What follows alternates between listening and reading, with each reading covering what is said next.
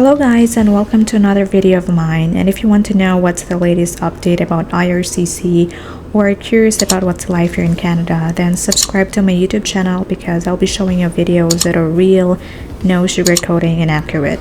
So this video is all about the priority occupations in Canada. I've been getting these questions for a while now. If you want to immigrate here, then know that there are occupations that are regulated or ones that requires a license, and then there's the others that does not require one. It is also important to know that each provinces have their own priority occupations, and what may be a priority to the other province may not be a priority to the rest, but mostly they're kind of like the same, so it really just depends on what the province needs. Now for today's vlog or video, I'll talk about the priority occupations in British Columbia because that's where we got our permanent residency, and Alberta because I also have a license to work there as a radiographer, so keep watching the video until the end. If you're an immigrant who is under the student pathway, temporary foreign worker pathway, or in a tourist visa pathway and plans to make British Columbia their second home, know that this province has their own provincial nominee pathway, so you can either apply under express entry alone and wait for them to nominate you, or apply directly to British Columbia's provincial nominee program, wait for them to nominate you, then proceed to the express entry application.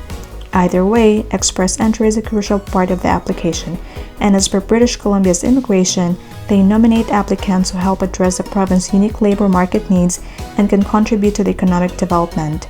And do you know which occupations are heavily prioritized? Yes, you guessed it right. It's the healthcare workers, tech, and at the same time, the early childhood educators.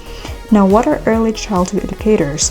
They're actually the people who works with young children from birth to age 5, and they create and run educational programs that fuels children's intellect, physical, social, and emotional growth. So I believe that if you're a teacher back home and you plan to take the student permit pathway, then you can certainly take ECE as your course because trust me, they really are needed here. All you have to do is work your way up here, of course. How about in healthcare? Like I've said, they're also prioritized, but they will only select certain occupations. But hey, there's lots of occupations included, so who knows, maybe yours is one of them. Here are the latest occupations in healthcare that are prioritized, and I will also show the list of techs that are prioritized in Canada, and at the same time, the childhood occupations.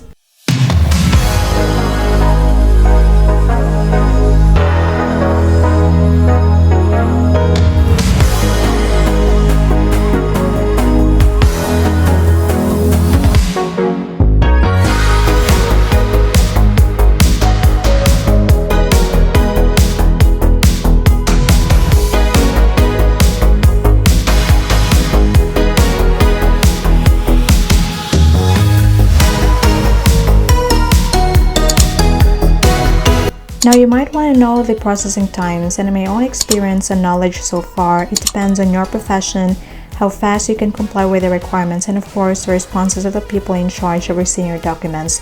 As for my case, it only took 2 weeks for British Columbia Provincial Nominee Program to respond to my application, and afterwards they linked my nomination to my Express Entry profile, and all I had to do was accept it from my Express Entry profile.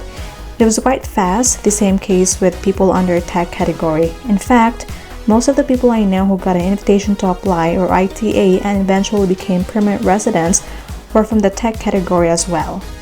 Last but not the least, if you're international healthcare, you might be interested in signing up and contacting Health Match BC because they offer free recruitment services for selected healthcares like my profession, which is the medical radiation technology, on behalf of BC's healthcare authorities.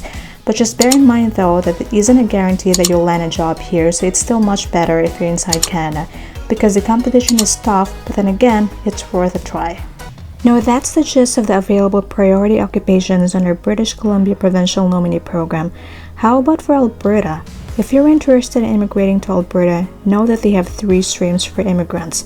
First, the Alberta Opportunity Stream, where candidates who are already working and living in Alberta and has a valid job offer can apply for Alberta Advantage Immigration Program or AAIP. Second, the Alberta Express Entry Stream, where Alberta nominates a limited number of qualified candidates from IRCC's Express Entry, meaning there's not really a guarantee that you'll be selected unless they think that your profession or job is something they really wanted. And the third, which is the Rural Renewal Stream, where a certain qualified community recruits you but you must be living in that community and has a valid job offer and endorsement letter from them before you can apply for an AAIP nomination. Based on my own experience, I tried to apply under the Alberta Express Entry stream before while I was still outside Canada, but I did not get any nomination from them even though I already have a license to work there, so this stream really needs a lot of patience. Now, under this stream and as per their website, candidates may receive a notification of interest or NOI if they either have a family connections there or any experiences in an in-demand occupations or a job offer for an eligible tech occupation from an Alberta employer in an eligible tech industry, and this is under the accelerated tech pathway, and in other key sectors such as agriculture, construction, tourism, and hospitality. Here are the in-demand jobs under healthcare and tech pathway.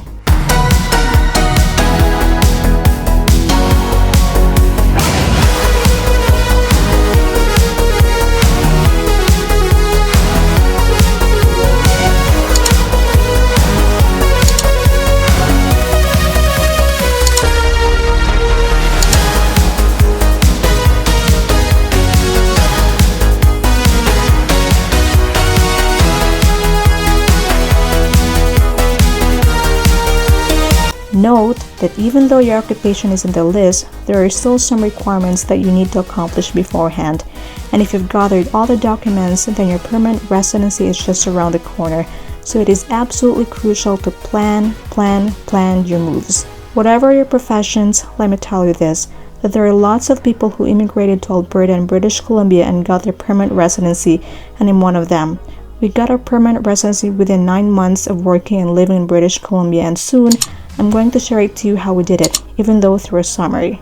Also, you can never go wrong with either of the two provinces, and if your previous employment is just similar to your current employment in Canada, then you have the highest chance of grabbing that invitation to apply and eventually become permanent residents. That's it for this video, and let me know what topic should I discuss next, and if you have any questions, put it down below please. Paalam!